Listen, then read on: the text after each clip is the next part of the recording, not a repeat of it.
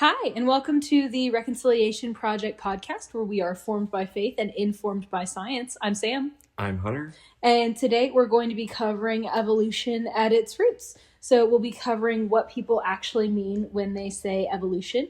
Obviously, this is a topic that is pretty contentious between science and faith, but we want to make sure that everybody understands that this is an episode where we're covering the basics so people can understand. We're not trying to settle every debate. Personally, both Hunter and I believe that the concept of evolution is observable and it's not contradictory to the Genesis account. In fact, you can see it happening in organisms with short life cycles, such as bacteria or certain insects. The theory of evolution, however, which we'll get into that a little later, is scientifically and statistically highly unlikely. And we'll cover some of those issues today. So without further ado, Hunter, you want to start us off on what definition we use for evolution? Yeah, so we want to start first of all, looking at the simple definition of just the concept of evolution. And it's very simply change over time. The word evolution itself simply means a change over time. And in biology, this is the idea of small changes in populations over time due to certain traits being passed on. Some things to note: this does not occur within a certain individual. It happens within a population, and traits must be passed on somehow. And when we get on to discussing some of the theories of evolution that have arisen over time, we'll look at rather the mechanism as to how these traits were actually passed on. But for now, we just wanted to look at a simple definition of what evolution is. And an example of the simple definition of evolution I like to use is a computer. Historically, for those who are a bit older, will know that a computer at one point would fill up an entire room. Think about like a elementary school or middle school classroom. It's pretty large rooms that computers used to fill up. And these computers were slow and you couldn't put a lot of information on them, and they were often a hassle to deal with. Versus now, many years after the development of the first computer, now computers are being made to where they can fit in the palm of our hands and our cell phones. And as technology has changed, our goal with computers has been making them faster and making them be able to store more information and making them smaller and more versatile and more user-friendly and overall easier to use and carry. And this is, as we get on, we'll talk about selection and how that drives evolution. But in terms of the computer, those are the things that we quote unquote selected for with the computer to make it better over time. So that is a very simple way to imagine what we mean when we say evolution as a concept. And as we continue on, we're going to use some terms throughout this episode, and I'm assuming in future episodes as well, that we want to establish definitions for so that you, our listeners, know what we're talking about when we mean, or what we mean when we say these words. The first is species. So what is a species?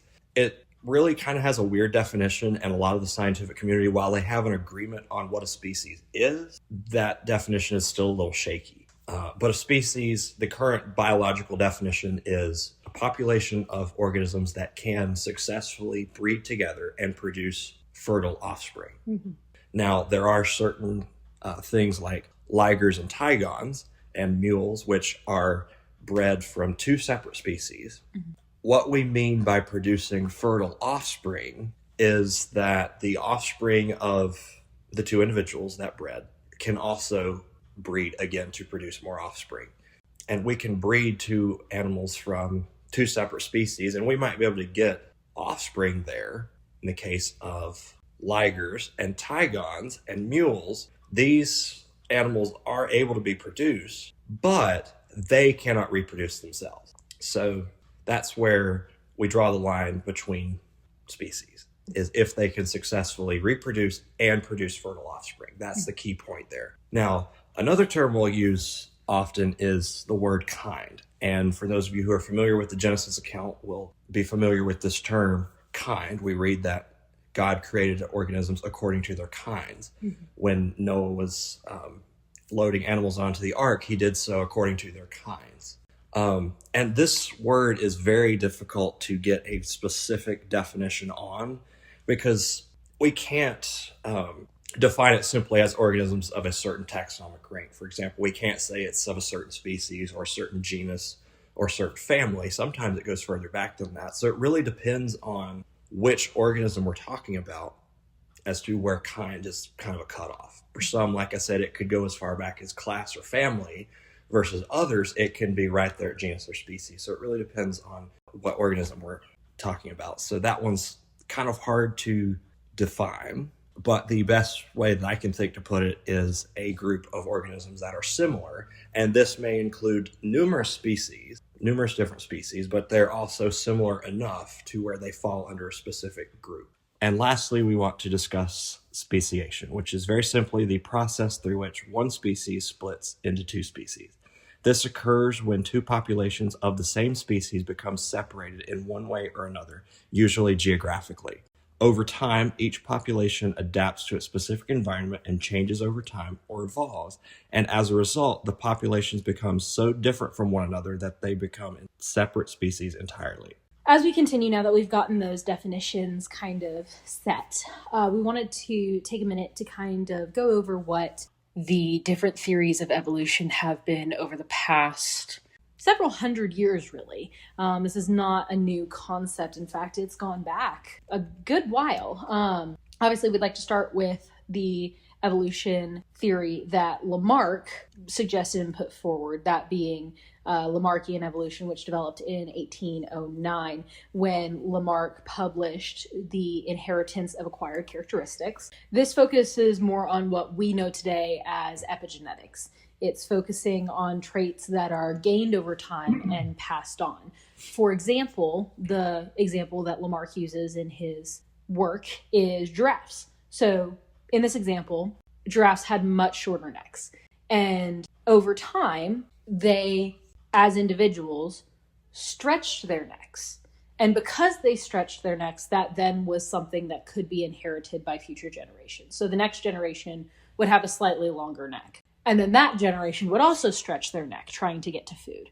And then a slightly longer neck would then be passed down to their offspring, and so forth, until we have where we are today, where giraffes have very long necks and can reach treetops. And then later on, 50 years later, Charles Darwin published his ideas in a book titled, and this is kind of a long title, On the Origins of Species by Means of Natural Selection, or the Preservation of Favored Races in the Struggle for Life. Mm-hmm. In this work, he documented his observations when he was studying for years at the Galapagos Islands, and he talked about where he observed differences in finch beaks across the different islands. And what he observed was a certain population of finch would have a beak that corresponded to the food source, the primary food source that was available on that island. Mm-hmm. So if the food source was a seed that had a really hard shell, he would observe that the finches would have larger beaks that were able to crack these harder shells. Mm-hmm. Versus in another population, he would observe a finch with a long beak, which would be beneficial for a population living where they have to dig through holes to get to their food. Mm-hmm. And in another population, we would see shorter beaks corresponding with a population that ate primarily fruit. So what he observed was the beaks corresponded to the particular food source. And he proposed that organisms would adapt to their environments, and those that could not adapt would not be able to survive and thus pass on their genetic information. And he proposed this idea as natural selection. Mm-hmm. He said that the natural environment determined what got passed on.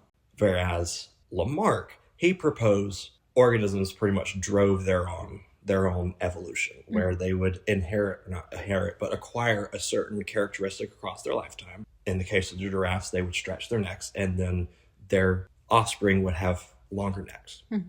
For Darwin, the idea was, okay, we have the same situation with a giraffe and a tree that has leaves that are pretty high up. The giraffe cannot reach that tree, but other giraffes with slightly longer necks could reach that tree and could reach a little higher up. In Darwin's ideas, the giraffes that could not reach the tree with the shorter neck would not be able to survive as easily because they would not have access to food very much, if at all. Mm-hmm. They would die off, and that short neck trait would eventually be erased from the population entirely, to where several generations later, you just have a population of long-necked giraffe, which is what we see today. Yes. Now, he as I said, he proposed natural selection as the mechanism for evolution. I want to emphasize that he did not invent evolution. A lot of people credit Darwin for inventing evolution, but as we said with Lamarck, ideas of evolution happened far earlier than Charles Darwin, and when he did his studies in the Galapagos Islands. As we continue, we want to look at the two core claims of evolution. You want to? Yes. So as we're continuing to the two core claims of evolution, really what we're looking at here is, again, as you mentioned, natural selection, which is really what changes what we call trait frequencies in population. That's really what is saying, okay, here's a natural factor that's happening in the environment, and it's quote unquote selecting for this specific trait to continue on more than others. That's because, kind of as Darwin is typically quoted, sometimes misquoted, as survival of the fittest, that's where the fittest, quote unquote, trait is what gets passed on and is favored. What we also see with evolution in the two core claims is descent with modification, as we had talked about earlier. Life shares a common ancestry and diverges over time as a result of natural selection. So if you think about it, you can think about it kind of as a tree, right? At the base of the tree, you have a stump that just goes from one thing up, right? But as you get higher up the tree branches off and you have 2, 3, 4 shoots. That's kind of where we're seeing that descent with modification. Where there is a split in the quote unquote tree, that's where a modification is happening. So for example, if you started with a big cat as the main trunk of your tree, you might say, okay, this branch has spots and the rest of them don't. And this branch has manes and the rest of them don't. Obviously, this is a very oversimplified example, but this is kind of what we're trying to see and trying to explain with descent with modification.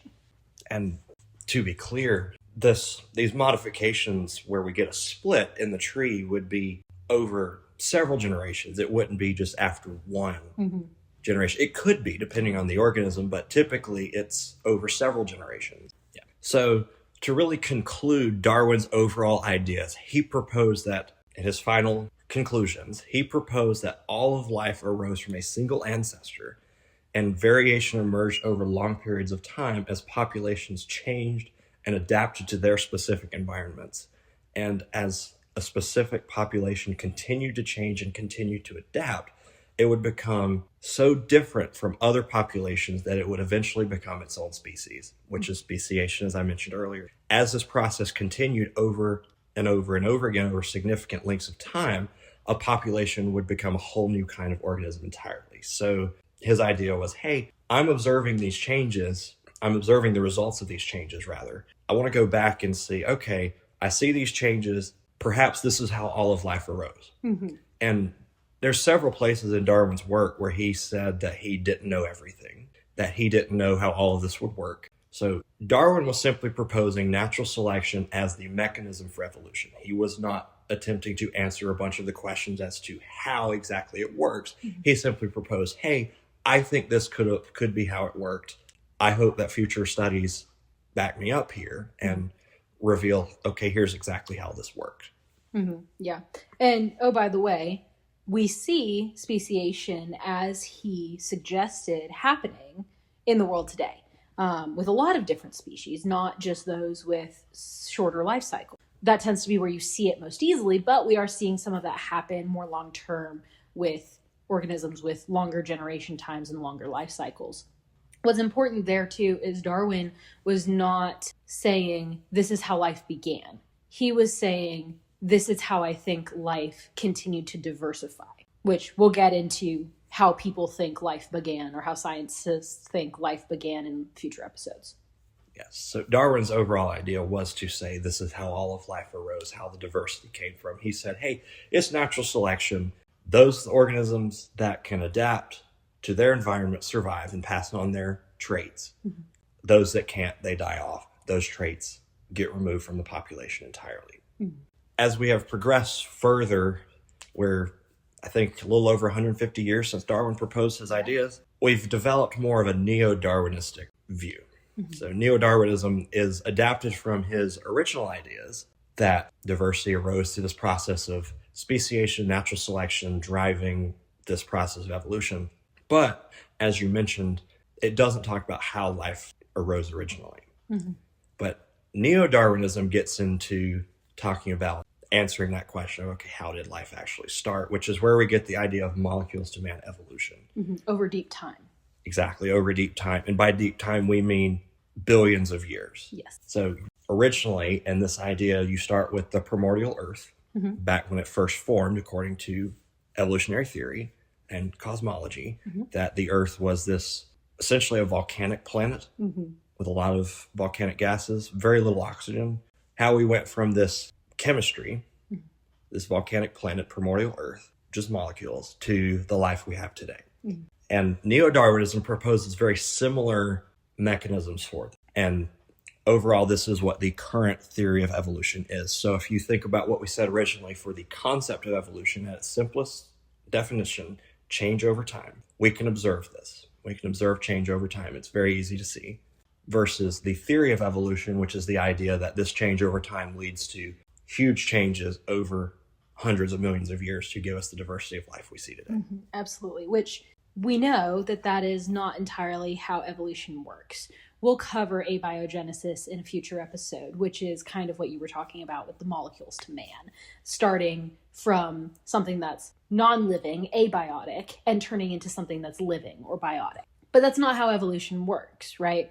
Evolution works as mutations, right? For those of you who are not familiar with that term, mutation is anything that's different from the norm, right? We see this in the genetic portion, which you actually cover more deeply in your side of the scientific realm. You want to cover that a little bit more? Yeah. So all of us have a code that makes us who we are in our DNA. Each cell in our, well, not all cells in our body, but almost all of our cells in our body have DNA. And this DNA is composed of 4 letters, A's, T's, C's, and G's. All these A's, T's, C's, and G's are in a specific pattern, a specific code to make us who we are. And a mutation is any change to that sequence of A's, T's, C's, and G's that changes what was originally there. So in a code, you might have an A mutation happens, it changes it to a C. Or sometimes you may have a full sequence of ACG that changes to TCA. So mutation is very simply a change to this genetic code. And the idea is that these mutations create variation. And for the most part, mutations are neutral, meaning they have no effect. This is typically because they occur in what are called non-coding regions, which is the sequences of DNA that don't code for anything specifically that make us us. They're there for different functions of making new DNA or expressing proteins. Right. Or sometimes they're in regulatory sequences, which they are important sequences, but sometimes the change happens at the quote unquote a good spot to where nothing actually happens. Nothing changes. Humans, over the course of their lifetime, will develop between 20 and 50 mutations per year mathematically. And this is because as our cells reproduce and divide, DNA has to get copied. And when it gets copied, sometimes mutations get created because the copying mechanisms that we have aren't 100% accurate. If you think of it like a printer and you're printing a document and you're making a copy of it and your printer has sometimes you can print something and the ink goes a little funky and doesn't actually print what you're trying to print. That's what a mutation is kind of like during this process of copying our DNA. The DNA doesn't come out exactly like it was originally.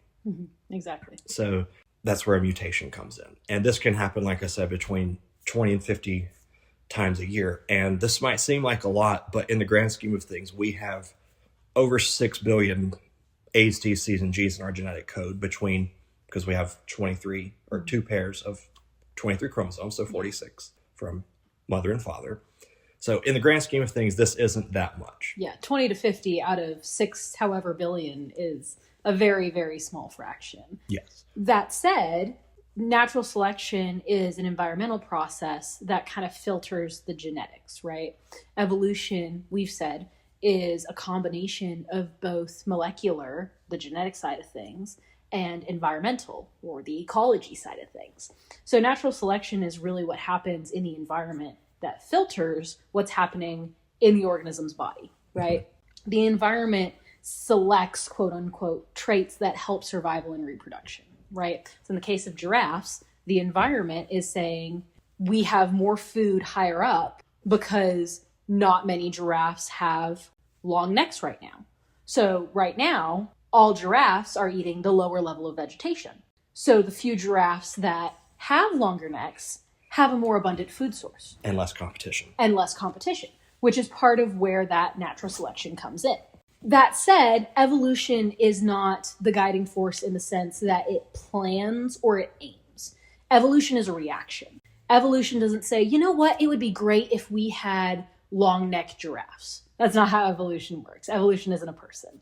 It's simply a process that is a reaction to both the environment and what's happening in the environment and what's happening on the molecular level in the genetics of organisms. Yeah. And I want to point out in the genetic side of it that sometimes a mutation can happen in a certain way that does change the trait of an organism. I mentioned a lot of them are neutral, there is no effect, but sometimes it can have an effect. And sometimes it is a very detrimental effect, which, because of how natural selection works, those traits don't last very long.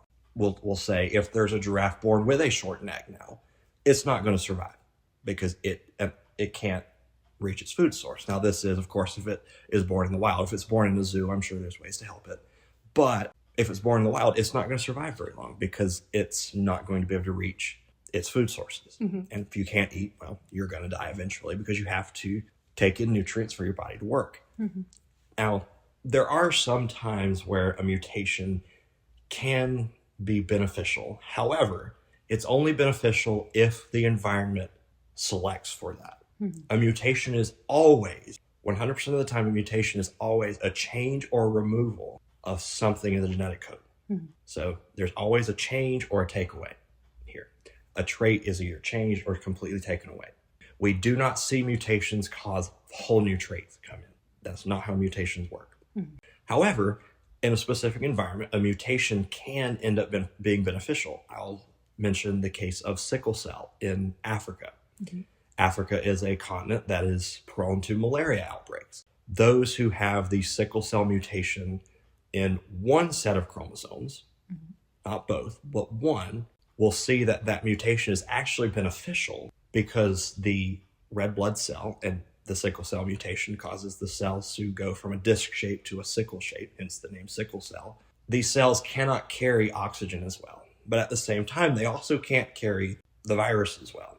Whereas someone who has both correct copies for the hemoglobin gene, they're far more susceptible to malaria than is someone who has this mutation on one set of chromosomes. If you have both sets, well, you're still resistant to malaria, but you also have a pretty significant issue with sickle cell.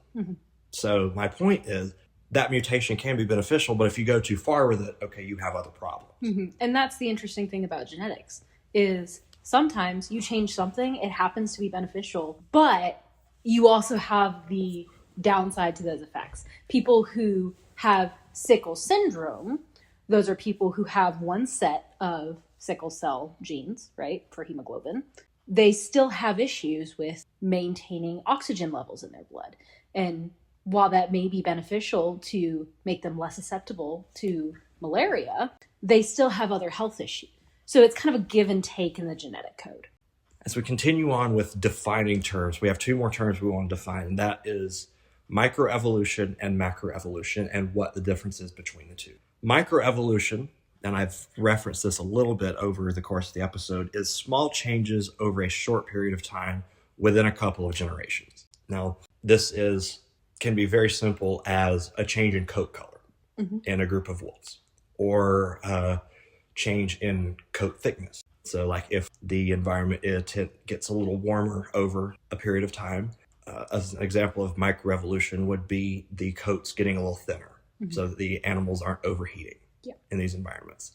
At the same time, if the environment gets a little colder, those coats can get a little thicker. We see those small changes over time there in this wolf population for microevolution. Versus macroevolution is the result of the accumulation of microevolutionary changes. So if you have a bunch of these little small changes over a short period of time, add up over a longer period of time, you have bigger changes. So instead of just a change in coat color or thickness in a group of wolves, you come out with a whole different organism entirely. Now, there is a difference between the two that I believe you're going to get into, but there's typically an agreement across all models as to what microevolution is. And creationists and evolutionists will agree that microevolution does occur. Yes. The difference is macroevolution, and do they agree with it, and where do they put speciation? Most evolutionists will hold and agree to macroevolution.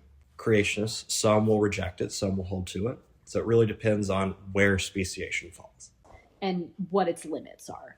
With that, there is some debate whether speciation itself falls under microevolution or macroevolution. Neo-Darwinists think that speciation is a macroevolutionary process. It falls under macroevolution. Whereas creationists think that microevolution is what speciation is included in. And that's really the main difference here. If you're saying, hey, there are these very small changes that are happening, and we're going to make that be what separates two species that were very similar, that's a microevolutionary speciation model. However, most evolutionists, especially in the Neo-Darwinist model, will say, oh, we have a bacteria. This bacteria is going to grow into a big cat and into an elephant. That's more of the macroevolutionary process that we're talking about here. And it's really based on time. We mentioned deep time earlier, being millions or billions of years.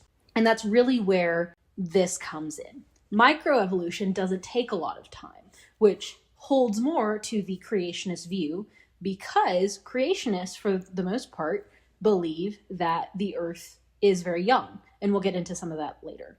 Neo-Darwinists and other evolutionists think that the Earth is very old, being millions and billions of years old. And therefore, speciation is a macroevolutionary process.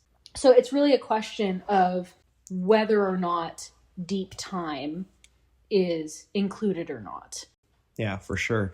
And I want to circle back real quick to my wolf's example, where that would fall, whether micro or macroevolution. If this population continues to develop further and further, let's say that it continues to stay warm, you may have a species which is a species of cold wolves and a species of warm wolves. We see that today, actually. In the Pacific Northwest, they've actually delineated different subspecies of orca whale. Obviously, there are a lot of different orca whales, but there are some in the Pacific Northwest that they've now delineated between. They're mammal eating. They eat seals, they eat dolphins, that type of thing. Whereas there are another set of orca whales that are fish eating. They eat mostly salmon. And so they're classifying these two orca groups as different species altogether just based on what they're eating. Yeah. And that might seem like a very small change, which I would say would be more microevolutionary. And it is a small change, but there are still changes happening. That's changes in dentition. That's changes in how much fat is utilized. In fact, even to the point where there is more funding going to protecting the orca whales that eat salmon because there's a salmon shortage and they're starting to starve.